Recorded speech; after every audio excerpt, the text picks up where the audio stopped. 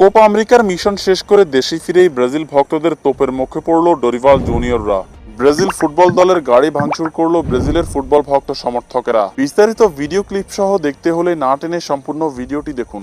দর্শক, একরাশ হতাশা নিয়ে 2024 কোপা আমেরিকার আসর থেকে বিদায় নিল 5 বারের বিশ্ব চ্যাম্পিয়ন ব্রাজিল। চিরপ্রতিদ্বন্দ্বী উরুগুয়ের বিপক্ষে টাইব্রেকারে গিয়ে 4-2 গোলের ব্যবধানে ম্যাচ হেরে ব্রাজিলের বিমান ধরল ভিনি রদ্রিগোরা। এডার মিলিতাও ডগলাস লুইসের পেনাল্টি মিসের কারণেই আরও একবার শিরোপা জয়ের স্বপ্নভঙ্গ হল সেলেসাওদের।